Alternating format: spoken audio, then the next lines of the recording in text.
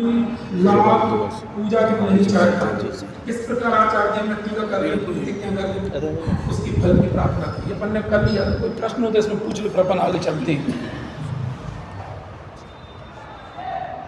बंदितु सब सिद्धे धुब मचल मनोभवम गदिम पत्ते बोच्छामि समय पावुड़ शुद्ध केवली मण। अभी जो अपन ने 3 कलश पढ़े ना, वो अमृतचंद्र आचार्य में टीकाकार में 3 कलश लिखे हैं। पहले में शुद्धात्मा को नमस्कार किया गया, दूसरे में शुद्धात्मा के नाम से किसको नमस्कार किया गया? सिद्ध भगवान को। और दूसरे में किसको नमस्कार किया? जिनेंद्र भगवान की वाणी को। जिनेंद्र भगवान की वाणी को क्या मतलब है कि वहाँ पे जिनेंद्र भगवान की वाणी है, सरस्वती की मूर्ति को जिनेंद्र भगवान की वाणी का 3 शब्द है उसमें। कौन कौन से? केवल ज्ञान को नमस्कार किया है, सम्यक ज्ञान को नमस्कार किया है, और तीसरा द्रव श्रुत को नमस्कार किया है।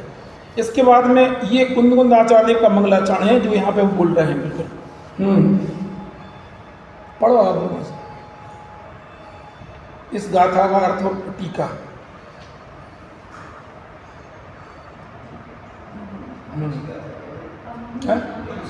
पहली गाथा, पहली कलश हो गया उसका, तीसरे कलश हो गया।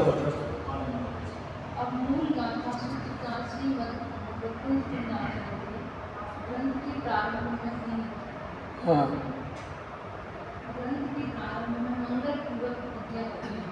चालू नहीं है भाई, देखो ना। हाँ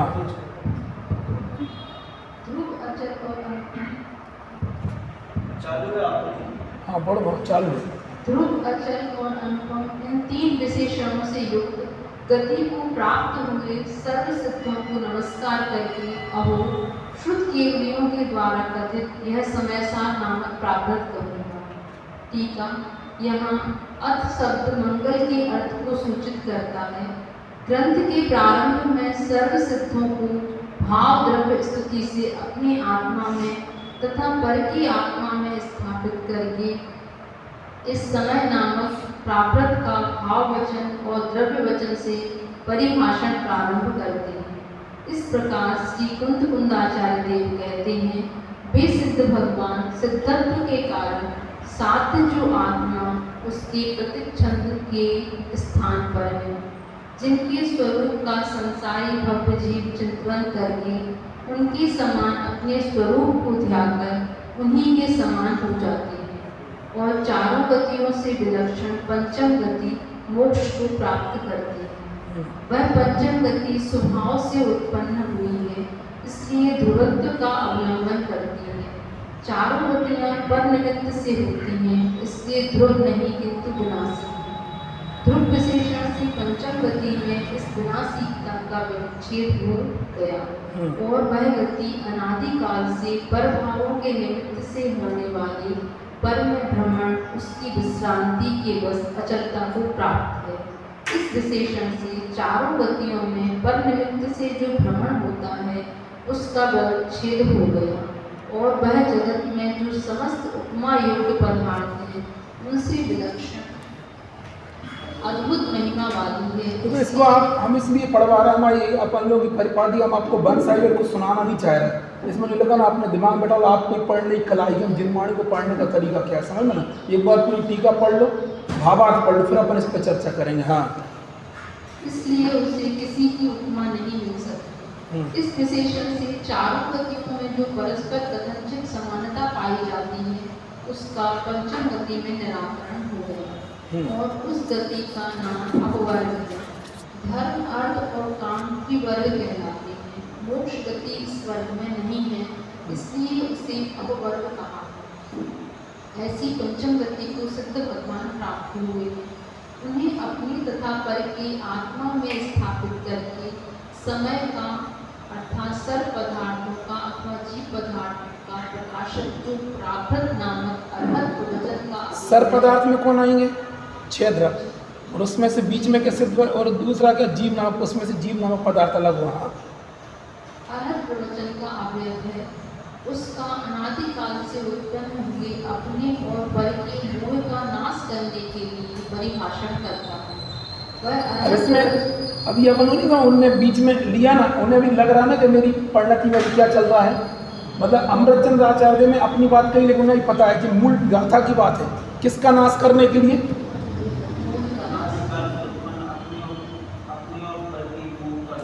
करने के लिए क्या करा? परिभाषण करा। ये टीका की लाइन है। हाँ, वह अनंत प्रवचन का अभिन्न अनादि निधन परमागम सत्य ब्रह्म से प्रकाशित होने से सर्व पदार्थों के समूह को साक्षात करने वाले केवली भगवान सर्वज्ञ देव द्वारा प्रणीत होने से और केवलियों के निकटवर्ती साक्षात सुनने वाले तथा स्वयं अनुभव करने वाले शुद्ध केवली गणधर देवों के द्वारा कथित होने से प्रमाणता को प्राप्त हो। यह अन्यवादियों के आगम की भांति छद्मस्त अर्थात अल्प ज्ञानियों की कल्पना मात्र नहीं है कि जिससे अप्रमाण हो। बस। किसकी टीका है जी? अमृतचंद्र आचार्य देव की। मूल गाथा में उन्होंने क्या कहा है? किसको नमस्कार किया है? सिद्ध भगवान को। कलश में किसको नमस्कार किया था? शुद्धात्मा को। वो शुद्धात्मा को नमस्कार करना और यहाँ सिद्ध भगवान को एक ही चीज़ है। समझ में ना, ये दिमाग में रखना। उधर नाम किसी का नहीं है, सिद्ध भगवान का नाम लिया है। ध्रुव, अचल और अनुपम, इन 3 विशेषणों से सिद्ध भगवान की क्या विशेषता बताई? वो किस गति को प्राप्त हुए हैं? जो गति ध्रुव है, अचल है और अनुपम है। इसकी टीका में आएगी, प्राप्त हुए सर्व सिद्धों को नमस्कार करके। और चूंकि किसने कहा इस बात को अपन तक, किसने पहुंचा इस वाणी को? श्रुत केवलियों ने, गणधर परमात्मा, उनको नमस्कार किया। जैसे अपन लोग कहीं देखते हैं कि पहले मंगलम भगवान वीरो, मंगलम गौतमो गणी और मंगलम कुंद कुंदाती, तो उधर अनंत भगवान को नमस्कार करते हैं। लेकिन अनंत भगवान को नमस्कार ना करके चूंकि मुख्यता किसको की यहाँ पे? सिद्ध भगवान को। सिद्ध स्वरूप ही हमें अंतिम अपन सबका लक्ष्य क्या है? सिद्ध अवस्था को प्राप्त करना। तो वहाँ लिखा है कि है ना, उनके द्वारा सिद्ध भगवान को नमस्कार किया, श्रुत केवली नमस्कार किया और समय सार नामक प्रावर्त कहूँगा। तो समय सार ग्रंथ कहने की प्रेरणा मतलब उनने कहा, किसने? कुंद कुंदाचार्य देव ने। यहाँ संस्कृत टीका में अत शब्द मंगल के अर्थ को, जैसे कोई अच्छी चीज़ क्या ना, श्री, ओम, ये सब क्या कहलाते हैं? मंगल कहलाते हैं। तो उन्होंने बोला अत शब्द भी संस्कृत में क्या कहलाता है? मंगल कहलाता है। मंगल किसे कहते? जो मोर आगे शादी पापों गलावे और सच्चा सुख उत्पन्न करो, उसे मंगल कहते हैं। मंगल उत्तम श्रवण पढ़े आपने? यहाँ अत शब्द जो होता है मंगल के लिए, जैसे किसी को श्री लिख देते अपन, अच्छे से अच्छे इसके लिए कहा जाता है। ग्रंथ के प्रारंभ में सर्व सिद्धों को भाव स्तुति से, भाव द्रव्य दोनों प्रकार की स्तुति कर दी। द्रव्य स्तुति, भाव स्तुति क्या कहलाती है? एक तो कहलाती है कि उनका स्वरूप को समझ के जो नमस्कार होता है वो भाव स्तुति कहलाती है, और साथ में अपन को भाषा से बोल के जो अपन उनका नमस्कार करते वो भी कहलाती है। थोड़ा काय से नमस्कार करती, इस तरीके से भी द्रव्य स्तुति कहलाती है। भाव द्रव्य स्तुति से अपने आत्मा में और पर की आत्मा में स्थापित करके। कौन अपने आत्मा में स्थापित कर रहा है? कुंद कुंदाचार्य अमृतचंद्र अपनी आत्मा में सिद्ध भगवान को स्थापित कर रहे हैं। सामने वालों के हृदय में आत्मा को स्थापित, सिद्ध भगवान को स्थापित करके इस समय नामक प्रावर्त का भाव वचन से और द्रव्य वचन से परिभाषण प्रारंभ करते हैं। इस प्रकार श्री कुंद कुंदाचार्य कहते हैं। अब सिद्ध भगवान की विशेषता क्या है? सिद्ध भगवानों को, अनंत भगवान को नमस्कार क्यों नहीं किया? अनंत भगवान अभी सर्वोत्कृष्ट अवस्था में नहीं पहुँचे, अभी भी उनके कितने कर्म विद्यमान हैं? अभी उनके आघातीय कर्म पूरे विद्यमान हैं। इसलिए तो वे सिद्धत्व मतलब पूर्ण सिद्धत्व अवस्था को प्राप्त नहीं, अपन सोच ले उनने जो सिद्ध करना था वो सब कर लिया, ऐसा नहीं है। तो विसिद्ध भगवान सिद्धत्व के कारण साध्य जो आत्मा की अवस्था कौन सी साध्य? चौथे गुण स्थान वाली, 5वें गुण स्थान वाली, 7वें गुण स्थान वाली, 13वें गुण स्थान वाली, 14वें गुण स्थान के सिद्धत्व जो सर्व कर्म रहे जो अवस्था वो साध्य है अपने लिए। तो क्या बोलना चाह रहे? साध्य है जो हमारा आदर्श है, जिसको हमें सिद्ध करना अपनी परिणति में, उसको क्या बोलना चाह रहे? सिद्धत्व के कारण साध जो आत्मा उसके प्रच्छंद के स्थान, प्रच्छंद है ना, एक हमारी आदर्श के रूप में स्थित है, उसकी छाया के रूप में स्थित है। कौन? सिद्ध परमात्मा, जिनके स्वरूप का अब क्या कर रहे? जिनके स्वरूप का संसारी भव्य जीव चिंतन करके उनके समान, अकेला चिंतन नहीं करना है, क्या करना है? उनके समान अपने स्वरूप को ध्यान कर उनके समान हो जाती। मतलब ये और कोई तरीका नहीं है। क्या करके अंतिम स्टेज अपन सब क्या अपन पूजा करें, विधान करें, इन सब का आखिरी उद्देश्य क्या है? कि उनके स्वरूप को समझना, उनके स्वरूप को उनके स्वरूप का विचार करना, उनके स्वरूप का ध्यान करना। ध्यान करना ही, और ध्यान क्या प्रारंभ में देखा जाएगा सिद्ध भगवान के स्वरूप का ध्यान करो। वास्तव में उनके स्वरूप का ध्यान करते करते अपने स्वरूप का ध्यान करने से क्या हो जाते हैं, जब उनके समान बन जाते हैं। भव जीव चिंतन करके उनके समान अपने स्वरूप को ध्याकर उन्हीं के समान हो जाते हैं। तो सबसे पहले तो उन्होंने क्या बोला कि सिद्ध भगवान को हमने नमस्कार क्यों किया। अब उन्होंने कौन सी गति को प्राप्त किया है, चारों गतियों से विलक्षण पंचम गति। चार गतियां कौन सी होती हैं, तुम बताओ चार गतियां कौन सी हैं, क्रम क्या है इनका, नरक गति, त्रियंच गति, मनुष्य गति और देव गति। तो उन्होंने बोला इसलिए चारों गतियों से विलक्षण पंचम गति मोक्ष को प्राप्त करते हैं। वह पंचम गति क्या है, स्वभाव से उत्पन्न हुई है। बाकी चार गतियां क्या से उत्पन्न होती है, कर्म के उदय से उत्पन्न होती है, विभावों से उत्पन्न होती है। कोई भी गति नहीं, वो केवल एक सिद्ध गति होती है, वो स्वभाव से उत्पन्न होती है। इसलिए ध्रुवत्व का अवलंबन क्या होती है, मतलब वो कभी छूटती नहीं है, बाकी सब गतियां छूट जाएंगी। आप किसी गति में चले जाओ, देव गति में भी चले जाओ, अहमेंद्र का पद प्राप्त कर लो, वो गति भी छूट जाएगी। मतलब ये कोई सामान्य चीज नहीं है। अभी 6 डाला में पढ़ो ना, तैरते तुम कितना बड़ा पद भी स्वर्ग आदि का प्राप्त कर लो तो वहां से भी तुम्हें च्युत होना पड़ेगा। तो क्या लिखा है, इसलिए ध्रुवत चारों गतियां, एक तो क्या है ध्रुवत का अवलंबन करती, चारों गतियां कैसे होती, पर निमित्त से। देवगति किसके निमित्त से उत्पन्न होती है, क्या बोले, हाँ आत्मगण। ध्रुवत का अवलंबन करती है चारों गतियां पर निमित्त से। पर निमित्त यानी संकेत पता, पर निमित्त यानी किसके पर के निमित्त से। हमने जब शुरू में समय सार चालू किया था तो आपको थोड़ी कर्म की फिलॉसफी समझाई थी, किसके निमित्त से है, बोलो। जैसे मनुष्य गति तुम्हें किस निमित्त से मिली है, कौन से कर्म के निमित्त से, नो करनी ऐसा बोला करो कि अपन बोले मनुष्य गति नाम कर्म।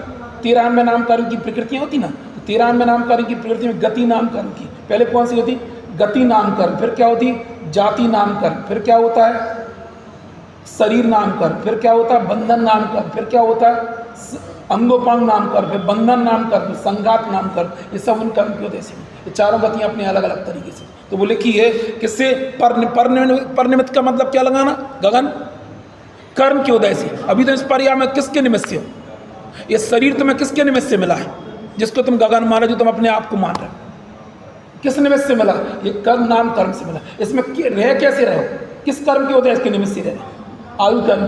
अरे हर जगह थोड़ी थोड़ी कर्म, हमने उस दिन पूरे फिलॉसफी डाली भी थी, उसको समझो। इस शरीर में रहते क्यों हैं, आयु कर्म के निमित्त से। और ये शरीर कैसे मिलता है, ये नाम कर्म के निमित्त से मिलता है। समझ में आई नहीं है बिल्कुल। और तो लिखा है ध्रुव विशेषण से चारों गतियां कैसी होती हैं, पर निमित्त से होती हैं, इसलिए वे क्या नहीं है, ध्रुव नहीं है। आयु कर्म हो जाएगा, 1 मिनट भी कोई रोकने में समर्थ नहीं होगा, एक क्षण मात्र को भी कोई रोकने में समर्थ नहीं है। यदि कर्म तो तुम इस गति इसमें रह रहे हो, स्थायी नहीं है, ये सब छोड़ना पड़ेगा।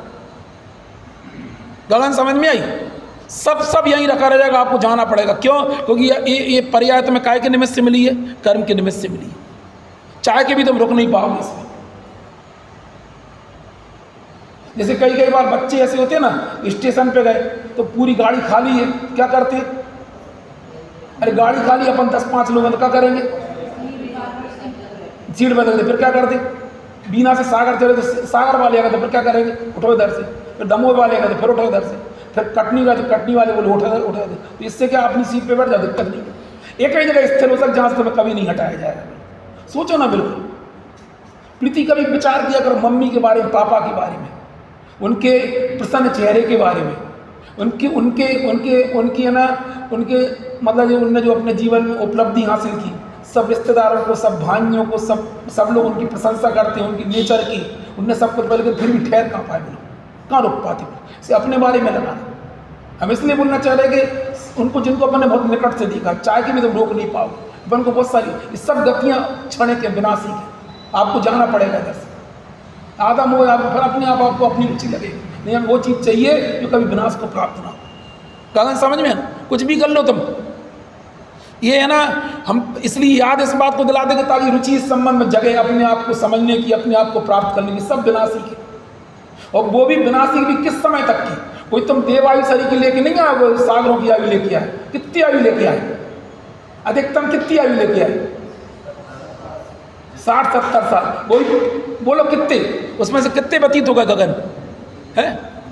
50% है। हम इसलिए बोलना चाह रहे यहाँ जाना पड़ेगा। कोई आप चाह के भी रुकना चाहो तो राकेश रोक नहीं पाओगे तुम। आयु गर्म होगा सब, वो सब सिकंदर वगैरह सब ने उदाहरण सुनी, सब तुम्हारा पैसा रखा रह जाएगा, मेडिक्लेम बीमा रखा रह जाएगा, कोई डॉक्टर भी रोकने में समर्थ नहीं है। लोग बीमा तो करा लेते ना बड़े बड़े कि हमें जितना 50 लाख मिल जाएगा, 60 लाख मिल जाएगा, 1 करोड़ मिल जाएगा, वो सब यहीं रखा रह जाएगा। इसलिए वो कोई रोकने में समर्थ नहीं। और ये अपने अंदर में इस पद को प्राप्त करने की, इस लक्ष्य को प्राप्त करने की, अब वो कैसे प्राप्त होगा वो उन्होंने पहले ही बता दिया। आत्मस्वरूप के ध्यान पूर्वक होने लगा। लेकिन प्रश्न है कि जहाँ हम रुके पहले रुकना ठीक है कि नहीं? रुक सकते ही नहीं। आप चाह के भी नहीं रुक पाओगे यहाँ पे। न चेतन नाम रुक जाओगे, जाके घर में देखा करो बेचारे इसको हम स्थायी बनाना चाहते, नहीं रुक पाओगे, चाह के भी नहीं रुक पाएंगे। न घर के मेंबर तुम्हें रोक पाएंगे किसी भी गति से। वहाँ छेड़ावा पड़ते तहते चाहे था बर्तन धरे, यो परिवर्तन दियो पर्याय में भी जाके जाना पड़ेगा। बिल्कुल कोई भी जो गति तुम्हें अच्छी लगती है, कौन सी गति अच्छी लगती बताओ? अभी कहना भाई साहब गति तभी यही अच्छी लग रही जिस पर्याय में हम रह रहे, प्राप्त पर्याय में तन्मय वाली बात आती है। यहाँ से भी कोई रोकने में समर्थ नहीं। हमने मम्मी पापा का इसलिए बोला ना कि चाय के भी अपन चाहते कि रहे यहाँ, लेकिन रोक नहीं पाओगे अपन, न रोक पाए अभी तक। हाँ तो समझ में आई ना? ध्रुव विशेषण से क्या बोला? जिस गति के लिए वो कह रहे हैं, जिसको अपन सामने रख के बात कर रहे हैं, जिस गति को सिद्ध भगवान प्राप्त हुए हैं, जो हमारे आदर्श हैं, जिस पद पे हमें पहुंचना है, जिनके स्वरूप का चिंतन करके हम भी उन जैसे बन सकते हैं, उस गति की विशेषता होगी। हमने देखा तो है नहीं है, तो अपन 4 लाइनें पढ़ते ना, कभी आपका दर्श किया ना, पढ़ा का नहीं पढ़ा? पंच परमेष्ठी की भक्ति। कभी आपका दर्श किया ना हे सिद्धालय के वासी, आगम से परिचय पाकर में हुआ। किससे प्राप्त किया आपने? तुमने देखा सिद्ध भगवान को? तुमने देखा है? तो देखा नहीं है, फिर तुम्हारी रुचि इस तरफ क्यों जगी? बोलो किससे परिचय प्राप्त किया? बोलो आगम से। जब छोटे थे तब बच्चों को तुम कहते थे कि बेटा तुम IAS की, इनने किसी IAS को देखा था कि छोटे में? फिर देखा तो फिर क्यों बोलते तुम पढ़ाई करो, पढ़ाई करने तुम ऐसे पद पे पहुंच जाओगे? उस पद को तो नहीं देखा, लेकिन मम्मी पापा इस सुना तो हमारे मन में भी जिज्ञासा जगी। इसे यहाँ भी लगाना, हमने सिद्ध भगवान को नहीं देखा है, लेकिन आगम से पढ़ के हमें भी लगा कि नहीं ये पद, जितनी गतियाँ हैं इनको अनुभव करके देखो ना। कल पता नहीं उसमें प्रवचन सार में शाब्द प्रमाण लिखा, भगवान की वाणी में जो आया है उसको प्रत्यक्ष आदि प्रमाणों से मिलाओ, जो अपन को दिखाई देती है उनसे मिलाओ, फिर उसको अपनी आत्मा के स्वरूप से मिलाओ, तब जाके अपन को उस गति के प्रति, उस अवस्था के प्रति अपने को आएगा। वो अवस्था कैसे प्राप्त करेंगे? आत्मस्वरूप के लक्ष्य भी बाद में पूरे समय सार में यही बात आने वाली। अभी तो किसकी बात चल रही? कौन की बात चल रही? कौन सी अवस्था हमारे लिए बोल रहे हैं? जिसको हमने अपने और सामने वाले के हृदय में स्थापित किया है, उस सिद्ध भगवान की गति की बात चल रही है कि वो किस अवस्था को प्राप्त हुए, वो अवस्था क्यों हमें आदर्श है, वो हमें क्यों चाहिए। तो उसकी 3 विशेषताएं बताई। कौन कौन सी? ध्रुव। पहली विशेषता क्या है? अपनी अपन जिस पर्याय में रह रहा वो अवस्था ध्रुव क्यों नहीं है? कोई वो किसके निमित्त से हुई है? कौन से कर्म के निमित्त से? ना। और रे किस कर्म के निमित्त से रहे? आयु कर्म से। ध्रुव विशेषण से पंचम गति में इस विनाशिकता का विवच्छेद तो है ना, निराकरण हो गया। वो गति कभी आपको छोड़ना नहीं पड़ेगी। फिर और वह गति अनादिकाल से पर भावों के निमित्त से होने वाले पर में भ्रमण। पर भावों का कोई कौन सा अर्थ लगाना? गति अनादिकाल से। पर वाले कर्म की वजह के निमित्त अपन को भाव होते हैं, उस भाव से क्या होता है? हमने एक थ्योरी समझाई थी आपको। क्या? ये कर्म बंधते क्यों? और आगे बताओ। हमने बोला द्रव्य कर्म भाव कर्म, जब पहले क्रस की बात की थी अपन ने क्या विचार किया था? बताओ। इसमें जो बोलो पर भाव कौन सा भाव लगाना है यहाँ पे? जैसे एक नाम कर्म वगैरह तो किस कर्म को देखने में से, आघातीय कर्मों को देखने में से होती है। यहाँ पे पर भाव पर कौन सा भाव लगाना? बोलो। ज्ञानामय कर्म के निमित्त से जो ज्ञान अप्रगट है, वो तो अप्रगट है, जो प्रकट है स्वभाव का अंश है, तो कौन सा भाव लगाना? तो मोहिनी कर्म को देखने निमित्त से जो भाव होती है, लिखा है ना, अनादिकाल से पर भावों के निमित्त से होने वाले पर में भ्रमण, पर में भ्रमण पर भावों के निमित्त से पर में भ्रमण क्यों होता है? पर द्रव्य के निमित्त से जो भाव होते हैं उन भावों के निमित्त से कर्म बनते हैं, उन कर्म का उदय आने पे हमें चारों गतियों भ्रमण होता है। यहाँ से सब व्यवस्था है। जैसे अपन बोले शिखर जी जाना तो क्या क्या व्यवस्था है? घर से यहाँ तक ऑटो भी मौजूद है, फिर यहाँ से जाना तक ट्रेन मौजूद है, उधर जाके अपन को फिर वहाँ पे ऑटो मिल जाएगा। इधर से दूसरी गति में जाने के लिए कौन सा कर्म ले जाते? तुम लोग बता, ये लोग बता पाए कर्म फिलॉसफी वाले, कौन सा कर्म ले जाता है? आयु कर्म, आनुपूर्वी ले जाने की व्यवस्था। जैसे अपन को वो भी कौन सा है? जैसे यहाँ से तुम नरक गति चले गए, जाना है कहाँ है? कौन सा? गत्यानुपूर्वी नाम कर, नरक गत्यानुपूर्वी नाम कर, वो तुम्हें ले जाएगा वहाँ पे। सब हर चीज व्यवस्थित है बिल्कुल। कितने मोड़े में जाओगे ये भी है, ये भी सब व्यवस्थित है। तुम्हारा क्या लिखा है?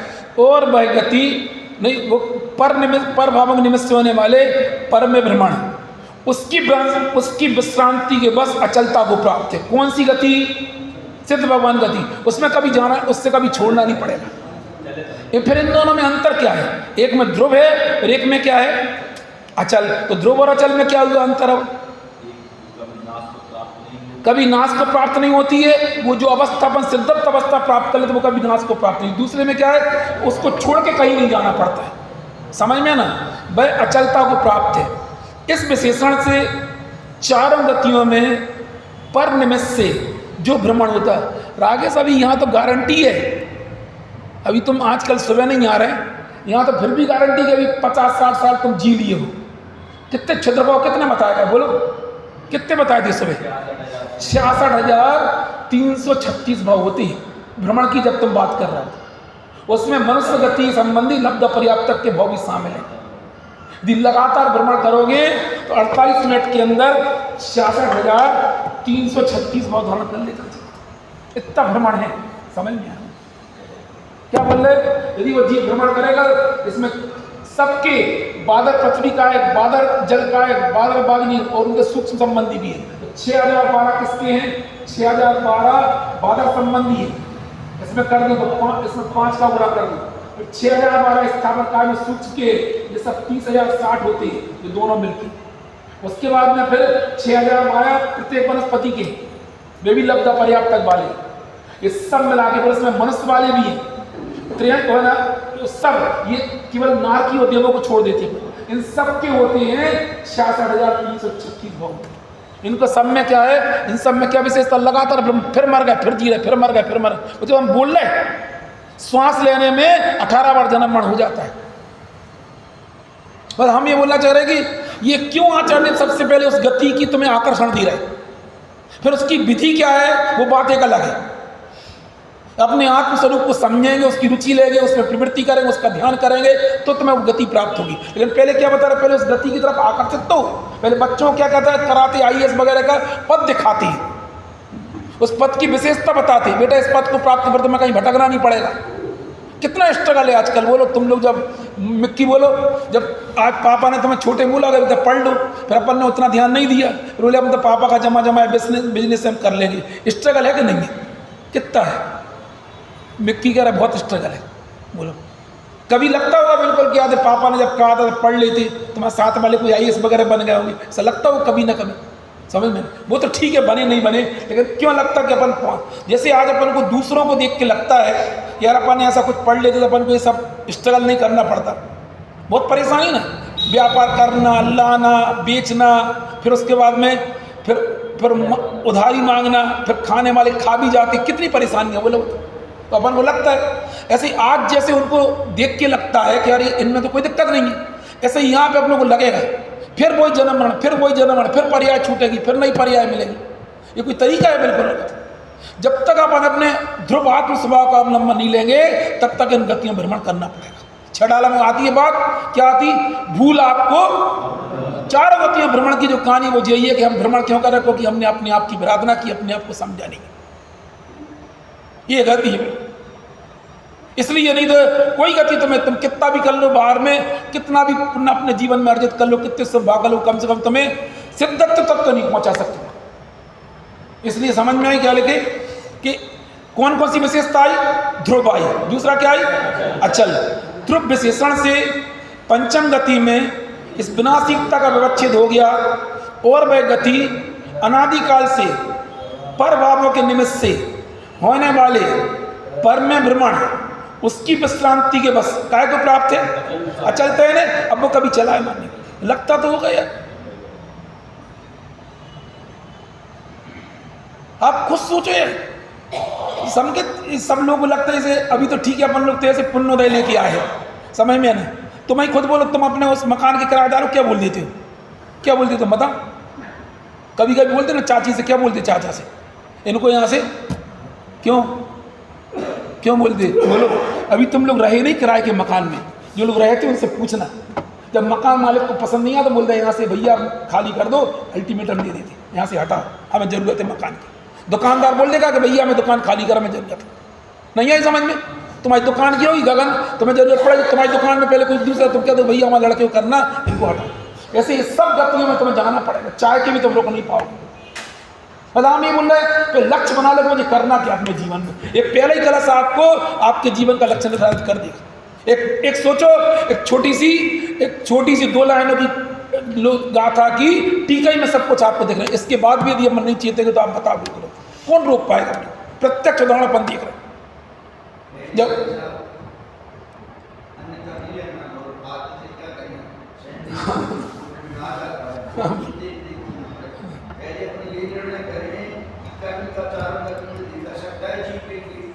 कोई भी या मोक्ष में कानून के अभाव से मोक्ष होता है, जो 7 तत्वों में कि वास्तव में जीवन नहीं होते कभी। तो ये अपन विचार करें और फिर भगवान का इसमें आया है समय दुर्बुद्धि की और बहुत आत्मा पर रूप है, पर ये नहीं परमात्मावादी, यही निश्चय ये परमात्मावादी व्याख्यान नहीं होगा यदि कर्मों को अपना मान लो तो उनका से और फिर लोकमान करा सकते हैं। 268 पे निश्चय न व्यवहार की परिभाषा है पूरी। तो निश्चय है व्यवहार में मतलब किसी को कुछ में मिलाकर काय वो काम निरूपण करते हो। इसके हमें मुख्य बात ये कहना है कि व्यवहार में तत्काल करने से वास्तव में मिथ्यात्व होता है और निश्चय के आश्रय करने से स्वभाव की प्राप्ति होती है। तो अपने ये समझदार ग्रंथ 98% कथन व्यवहार में का है। ये जो अपन पढ़ रहे हैं ये व्यवहार में का कथन है, ये अपन समझ लेना। हर चीज में व्यवहार को काम करते हैं उसमें भी निश्चय व्यवहार है, काय से करते हैं उसमें भी विचार में जो डायरेक्ट अपन समझेगा। और कई जगह आया है तो अपन स्वाध्याय करते समय निश्चय व्यवहार करने में पहले करें ये नाम आइए, ये गिनती है आलोचना की है, दर्शनकारी की है, यदि अपने व्यवहार में तो निश्चय मान के स्वाध्याय करेंगे तो आगे नहीं बढ़ पाएंगे। व्यवहार का भी हमने अभी है ना पिछले 8 दिन में हम लोग को समझने की अपने अंदर में प्रकार में जहाँ भी कथन है समाचार का साथ में स्पष्ट आया है कि चारित्र्य दर्शन ज्ञान क्या है? व्यवहार कहते हैं। व्यवहार कहते हैं वास्तव में चारित्र्य नहीं, दर्शन नहीं ज्ञान का एक शब्द ऐसे शब्द है जो आज तक में आया जो शब्द का प्रतिकार कर दिया है। हाँ एक गाथा में 2 प्रकार के कथन आते हैं। तो हाँ ये अपन को अभ्यास करना है। ये निश्चय का कथन की व्यवहार है। जब पर की सापेक्ष एक तो अभेद में भेद करना वो व्यवहार है, अभेद में भेद करना वो व्यवहार है। और दूसरा क्या बताया था बोलो? अरे सामने लिखा फिर भी नहीं बोल रहे तुम लोग। अरे पर की सापेक्षता जो कथन होता वो भी व्यवहार है और अभेद में भेद करना ये भी। ये जितने कथन चल रहे हैं काय के कथन चल रहे हैं? क्यों चल रहा है व्यवहार नहीं के कथन? बोलो। अरे तो राकेश बोले क्यों लगे व्यवहार नहीं कथन है? 4 गतियों की बात करना है, व्यवहार कथन क्यों है? बोलो। अरे इसमें बोलो ना, लिखा ना उसमें लिखा एक क्या होता पर निमित्त से भ्रमण काय के द्वारा हो रहा आत्मा का। जहां पर की सापेक्षता रही वो क्या हो गया? सब व्यवहार नहीं कथन है। इस विशेषण से 4 आत्मा का कोई भ्रमण नहीं होता है। आत्मा का भ्रमण यदि कहीं लिखा तो किसके निमित्त से? अभी बता ना किसके निमित्त से एक गति दूसरी गति में क्यों जाता है? हाँ 4 गतियों पर निमित्त से जो भ्रमण होता है उसका काय में विवच्छेद हो गया पंचम गति में। और जगत में जो समस्त उपमा योग्य पदार्थ हैं उनसे विलक्षण अद्भुत महिमा वाली, मतलब संसार में किसी की उपमा किसी से नहीं दे सकती। भक्तामृत जी का अपन जब अपने घर में कोई कार्यक्रम होते तो अपने भक्तामृत जी का पाठ रखते कि नहीं पढ़ रखते, तो उसमें भगवान के चेहरे का, भगवान के मुख का वर्णन काय के द्वारा करती है? चंद्रमा के द्वारा और सूरज के द्वारा। बोलो एक आध बोलो, कहाँ आपका मुख अति सुंदर, सुरनर और अग्नेत्र, ये सब काय का कथन है? बोलो। क्योंकि भगवान का मुख नहीं होता। मुख किसका होता है? भगवान का जो शरीर उन्हें जो मिला है बाहर से, उनका तो मुख होता नहीं है। जितना भक्तामृत जी, और देखो आप कितना कि अपन सारा भक्तामृत जी पढ़ लेते, घर में अच्छा काम कर लेते, भगवान के स्वरूप को समझ नहीं पाते। उसमें प्रवचन सार में दिया कि भगवान का आंतरिक स्वरूप क्या है। हाँ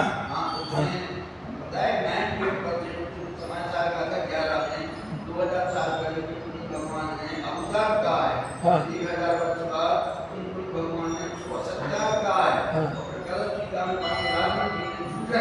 हाँ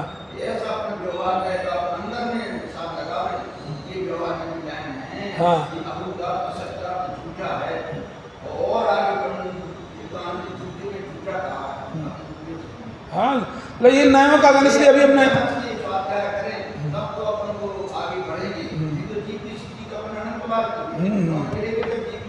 हाँ हाँ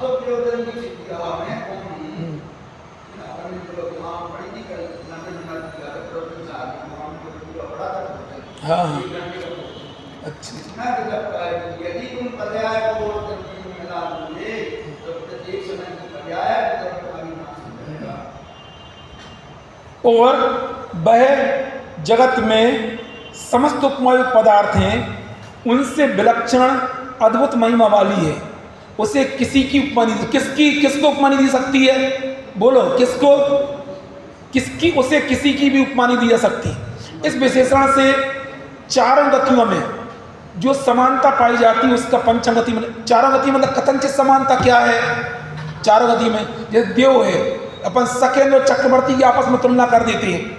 भाई आप जाओगे तो आप भोगों में जाओगे तो उधर के भोगों की एक दूसरे से तुलना कर, इधर क्या है? इससे किसी से तुलना नहीं करता। किसकी? सिद्ध। इस विशेषण से चारों गतियों में जो परस्पर कथनचित समानता पाई जाती है उसका पंचम गति में, जैसे एक बार बताओ कि इनका है ना, इनका जो हमने बताओ ऐसी दो गतियां बताओ जिनका की समान जन्म, जैसे देव गति में कौन सा जन्म होता है? सुबह बताया था ना, कौन सा जन्म होता है? उपवास जन्म होता है। यहाँ पर मनुष्य त्रियंच में कौन सा जन्म होता है? अच्छा, अपने पास शरीर कौन सा है? उधर है। और देव पर्याय में व्यक्ति है, और त्रियंच पर्याय में, तो कहीं ना कहीं सब में क्या है? समानता है। साता वेदनी कर्म के संबंध में चार घाती अघाती सब में समानता है, लेकिन सिद्ध गति में वो क्या लिखा है? उसे किसी की उपमा नहीं मिल सकती है। इस विशेषण से चारों गतियों में जो परस्पर कथनचित समानता पाई जाती है उसका पंचम गति में निराकरण हो गया। और उस गति का नाम कौन सा? अब्बर है। अब्बर तीन विशेषण बताए कौन कौन से?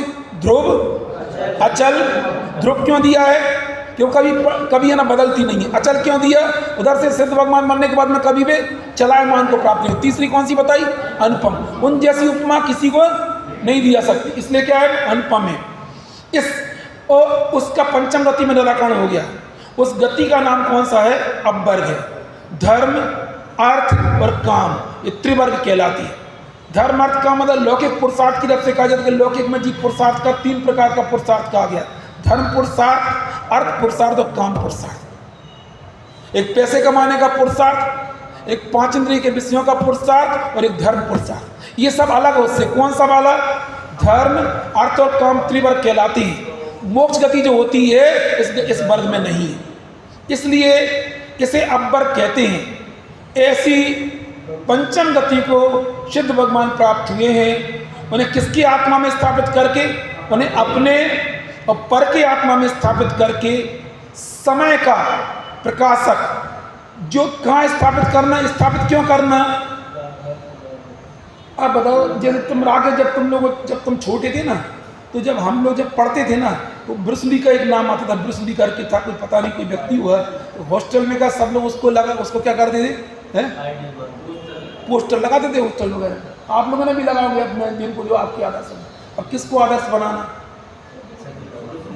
आप सोचो ना, बिल्कुल अपने घर में कभी कभी लड़की दमाद का लगा लेते, लड़के बहू का लगा लेते, नहीं लगाते ड्राइंग रूम वगैरह में, अपनी पूरी फैमिली का लगा लेते। उनको देख देख के क्या क्या क्या मन करेगा, बोलो संजय? यही मन करेगा कि अपन का ऐसा हंसता खिलता परिवार साथ में रहे, ऐसा लगता होगा। इधर तो वो कहना चाह रहे, क्या बोलना चाह रहे कि ना क्यों, किसका फोटो लगाना अपने घर में? लगाना तो किसका लगाना, क्यों लगाना? हम बोलो ना, क्यों लगाना? जिसको जिसकी रुचि होगी ना, जिसको जैसा बनना बना उसी की फोटो लगाएगा। गगन समझ में आता ना?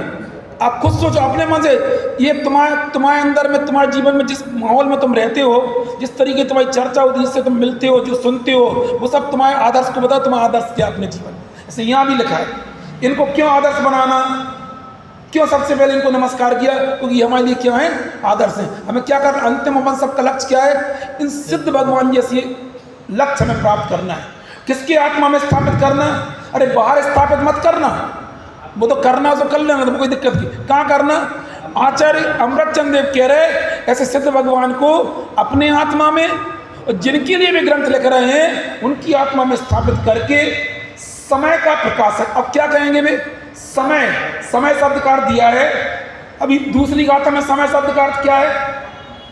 आत्मद्रव्य। और तीसरी गाथा में समय शब्द का अर्थ है क्षय द्रव्य। तो सर्व पदार्थों का अथवा जीव नामक पदार्थ का प्रकाशक जो प्रावर्त नामक अरत प्रवचन का अवयव, अरत प्रवचन है अनंत भगवान का जो प्रवचन होता है, उत्कृष्ट प्रवचन किसका है? प्रवचन अपन लोग आपस में बोलते हैं प्रवचन नहीं है, जिनके प्रकृष्ट वचन किसके होते हैं? अनंत भगवान के होते हैं। उसका जो पार्ट है, क्योंकि पूरा तो द्वासांग अपने पास वर्तमान में नहीं है, किसका लिखा है? वो कहाँ से लिया उन्होंने? इस समय का प्रकाशक। समय यानी द्रव्य कर्म, भाव कर्म, नो कर्म से रहित जो शुद्धात्म तत्व है, उसका प्रकाशक कौन है? अनंत भगवान का जो अनंत भगवान की जो वाणी है वो कहाँ से ली गई है? उसका एक छोटा सा पार्ट है। उसका क्या करने वाले हैं? नहीं, अरे अनादि काल से नहीं है। उसका क्या करने वाले हैं? आगे पढ़ लिया करो थोड़ा सा। उसका क्या करने वाले हैं? अरे परिभाषा मैंने अपन बताने वाले हैं। किसका नाश करने के लिए? किसका? कौन के मोह का नाश? कहाँ लिखा? आप ही लेकिन बोल के बताओ।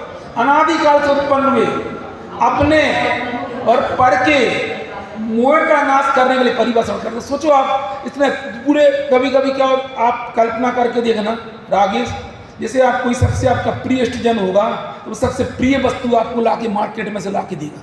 इस पूरे द्वासांग में से कुंद आचार्य देव ने ये चीज़ हमें लाके क्यों दी? तभी इसकी महिमा आना चाहिए। और पंच परमागम में भी समय सार की इतनी महत्ता क्यों? क्या उन्हें लगा होगा? बिल्कुल क्यों आकर इस चीज़ का इस एंगल सोचना? हमने बोला धरसेन आचार्य, पुष्पदंत, भूतबली, इतनी लंबी आचार्य परंपरा हुई, फिर भी इनको तीसरा स्थान नाम क्यों मिला? फिर कुंद आचार्य देव का भी समय सार, फिर समझ लो इस स्वाध्याय की धारा में गुरुदेव के प्रभाव से अपन, मतलब समझ लो ये चीज़ अपन को इतनी मिल गई, इतनी महत्ता अपन को आ गई। अकेली ग्रंथ की महत्ता नहीं आना चाहिए, इसमें जो विषय बताया गया ना वो अपने अंदर में देखो। नहीं आई समझ में? पकड़ में आ रही? नहीं आ रही? क्यों लिखा उन्होंने? ये क्यों लिखा? अपने ऊपर की आत्मा में स्थापित क्यों किया? अरे क्यों किया? और इसका परिभाषा अपने और पर की आत्मा में किसको स्थापित किया? सिद्ध भगवान को। और क्या परिभाषण कर रहे? समय का परिभाषण कर रहे। किस काम के लिए कर रहे? मोह का। किसका मोह नाश करने के लिए? अपना पर का। आगे समझ में नहीं आई? बिल्कुल अपने और पर का मोह नाश करने के लिए परिभाषण करता हूं। वह अब वो है क्या? वह अरत वचन का अवयव, अनादि निधन, परमागम, शब्द ब्रह्म से प्रकाशित होने से सर्व पदार्थों के समूह को साक्षात करने वाले केवली भगवान सर्वज्ञ द्वारा प्रणीत होने से, अपने मन की बात नहीं कह रहे, किसके द्वारा बताया गया है? वो सर्वज्ञ के द्वारा प्रणीत होने से। उनके निकट किसने सुना था? एक दिन मोक्ष प्रसाद जी का एक पाठ आपके लिए बताया था, किसने सुना था उनके निकट रह के? गणधर परमात्मा ने। केवलियों के निकटवर्ती, साक्षात सुनने वाले तथा स्वयं अनुभव करने वाले श्रुत केवली गणधर देवों के द्वारा कथित होने से प्रमाणता को, मतलब जो कोई हम अपने मन की बात प्रमाणता है ना, कोई पक्का रहना चाहिए ना कि वो कौन कह रहा है ये बात। ये खुद नहीं कह रहा है कुंद आचार्य देव, वे कह रहे हैं हमने किससे प्राप्त किया ये बात? केवली श्रुत केवली से प्राप्त किया है, इसलिए उसकी प्रमाणता है ना, सच्चाई को प्राप्त है। वह अन्य वादियों के आगम की भांति छद्मस्त अर्थात अल्प ज्ञानियों की कल्पना मात्र नहीं, इससे कि वो अप्रमाण को प्राप्त हो। इस तरीके से उन्होंने इस गाथा में उन्होंने इसकी भावार्थ कर्म पढ़ेंगे। कुल मिला के निष्कर्ष क्या निकला, क्या किया उन्होंने? नमस्कार किया। किसको नमस्कार किया संजय? सिद्ध भगवान को नमस्कार किया। उनकी क्या विशेषताएं बताई? उन्होंने कौन सी गति को प्राप्त किया है? ध्रुव, अचल और अनुपम गति को प्राप्त किया। उसके बाद क्या किया? तो उन्होंने अपने और पर की आत्मा में स्थापित करके, क्यों स्थापित किया? मोह रूपी, इसमें लिखा ना, किसको नाश करने के लिए? अनादिकाल से उत्पन्न हुए अपने और पर के मोह का नाश करने के लिए उन्होंने क्या किया? इस समय सार ग्रंथ को परिभाषित करता हूँ, जिसकी चर्चा अपन आगे कल करेंगे। ठीक है। माँ जिन्वाणी मुझ अंतर में हो कर निज रूप समा जाओ, शांति सुख जायक प्रभु की महिमा प्रति क्षण दर्शाओ। चेतन निवात की बात सुने से अद्भुत शांति मिलती है, मानो निज मेरा प्रगट हुआ सब आदि व्याधि भी टलती है। गायक महिमा सुनते सुनते असी गायक में जीवन होवे, निज गायक में ही रम